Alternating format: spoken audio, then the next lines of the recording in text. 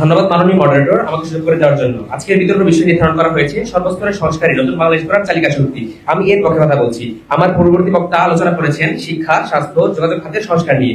আমি এখন বলবো সংবিধান ও আইন, অর্থনীতি, অবকাঠামো, জবাবদিহিতা, সুশাসন ও স্বচ্ছতা, এই গুরুত্বপূর্ণ স্তরগুলোর কথা, যেগুলো সংস্কার ছাড়া নতুন বাংলাদেশের স্বপ্নই থেকে যাবে। মাননীয় মডারেটর, প্রথমে বলছি সংবিধান ও আইন এর সংস্কার সম্পর্কে। আমাদের সংবিধান হচ্ছে দেশের মূল আইন, যার ভিত্তিতে রাষ্ট্র পরিচালিত হয়। কিন্তু আজও অনেক নাগরিক জানে না তাদের কি কি অধিকার আছে। অধিকাংশ মানুষ ন্যায় বিচার পেতে গেলে হয়রানির শিকার হয়। আইন প্রয়োগে বৈষম্য, মামলা নিষ্পত্তিতে দেরি, থানায় সাধারণ মানুষের ভয়, এই সমস্যাগুলো দীর্ঘদিন ধরে চলছে। নতুন বাংলাদেশ গড়তে হলে এমন এক আইনি ব্যবস্থা গড়তে হবে যেখানে ধনী, গরিব, নারী, পুরুষ সবাই সমানভাবে বিচার পাবে। সংবিধান ও আইনকে আরো জনবান্ধব করতে হবে। সেই সঙ্গে আইনের শাসন, মানবাধিকার ও ন্যায় বিচার নিশ্চিত করতে হবে, যা নতুন বাংলাদেশ গড়তে ভূমিকা রাখে। দ্বিতীয়, মাননীয় মডারেটর, এরপরে আসি অর্থনীতির সংস্কার নিয়ে। একটি শক্তিশালী অর্থনীতি ছাড়া আধুনিক রাষ্ট্র কল্পনাও করা যায় না। কিন্তু দুর্নীতি, অব্যবস্থাপনা, বৈষম্যমূলক নীতির কারণে অর্থনীতি আজ ব্যাপকভাবে ক্ষতিগ্রস্ত। অনিয়ন্ত্রিত মুদ্রাস্ফীতি, ব্যাংক খাতের দীর্ঘদিনের দুর্নীতি, বৈদেশিক মুদ্রা রিজার্ভ ক্রমাগত হ্রাস, বেকারত্ব সাধারণ মানুষের জীবনকে অতিষ্ঠ করে তুলেছে। দেশের 30 লাখ শিক্ষিত তরুণ বেকার, ঋণ খেলাপির পরিমাণ প্রায় 1.8 লক্ষ কোটি এবং রিজার্ভ 17 বিলিয়নে নেমেছে। অর্থনীতি মূলত মানুষের জীবনযাত্রার মান নির্ধারণ করে, কিন্তু দুর্নীতি, দালালি ও বৈষম্যপূর্ণ সুযোগের কারণে সাধারণ মানুষ পিছিয়ে পড়ে। নতুন বাংলাদেশ গড়তে হলে এমন এক অর্থনৈতিক ব্যবস্থা গড়তে হবে যেখানে সবার জন্য আয় ও কাজের সুযোগ থাকবে। তরুণদের জন্য উদ্যোক্তা প্রশিক্ষণ, সহজ ঋণ, ফ্রিল্যান্সিং ও স্টার্টআপের সহায়তা দিতে হবে। এমন অর্থনীতি গড়তে হলে অবশ্যই আমূল সংস্কার দরকার।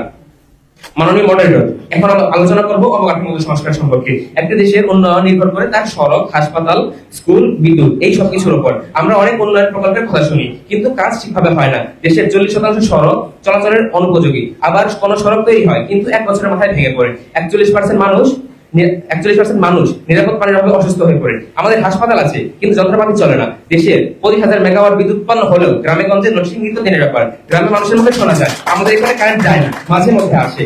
নতুন বাংলাদেশ করতে হলে পরিকল্পিত ও মানসম্মত অবকাঠামো দরকার। দুর্যোগ সহনশীল, পরিবেশ বান্ধব অবকাঠামো করতে হবে। প্রকল্প হাতে নেওয়ার আগে সঠিক পরিকল্পনা, কাজের মান পরীক্ষা এবং বাংলাদেশের স্থানীয় মানুষের প্রয়োজন বুঝে কাজ করতে হবে।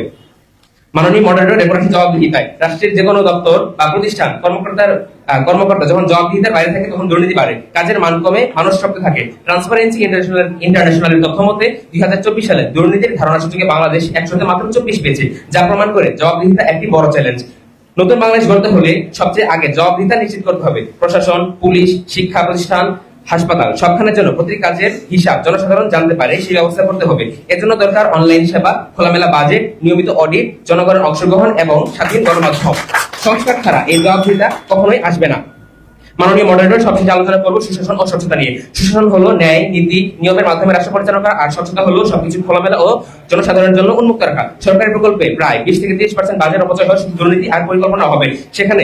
যেখানে সুশাসন থাকে সেখানে দুর্নীতি কমে, মানুষের আস্থা তৈরি হয় এবং উন্নয়ন টেকসই হয়। আমরা দেখতে পাই অনেক জায়গায় ক্ষমতার অপব্যবহার হয়, নিয়োগ, বরাদ্দ, সিদ্ধান্ত সবকিছুতে পক্ষপাত ও দুর্নীতি দেখা যায়। নতুন বাংলাদেশ করতে হলে এই সমস্ত অন্যায় ও অব্যবস্থার সংস্কার করতে হবে। বাছাই প্রক্রিয়া সংস্কার করতে হবে, দুর্নীতিবাজদের শাস্তি দিতে হবে এবং সাধারণ মানুষকে সিদ্ধান্ত গ্রহণে যুক্ত করতে হবে। তা না হলে নতুন বাংলাদেশ করার স্বপ্ন কেবল স্বপ্নই থেকে থাকবে। সংস্কার যদি না হতো তাহলে আজ প্রেস ক্লাব আয়োজিত এই অনুষ্ঠানে আমরা আসতে পারতাম না। জনগণের ঐক্যবদ্ধ নয় বলার পেছনে রাজনৈতিক, ধর্মীয়, অর্থনৈতিক এবং সামাজিক কারণ রয়েছে, যা সংস্কার না করলে জনগণ কিভাবে ঐক্যবদ্ধ হবে। আমার প্রশ্ন থাকলো, মাননীয় মডারেটর, প্রতিটি স্তরে সংস্কার ছাড়া নতুন বাংলাদেশ কল্পনা করতে পারি না। শুধু ভবিষ্যতের কথা বললেই হবে না, সেই সঙ্গে ভবিষ্যৎ করার সাহসী পদক্ষেপ নিতে হবে, আর সেটি হলো সর্বস্তরের সংস্কার। আমার প্রথম বক্তা বলে গেছেন এবং আমি জোর দিয়ে বলছি, সর্বস্তরের সংস্কারই নতুন বাংলাদেশ করার চালিকা শক্তি। ধন্যবাদ মাননীয় মডারেটর, ধন্যবাদ সবাইকে। ধন্যবাদ জাহিনকে।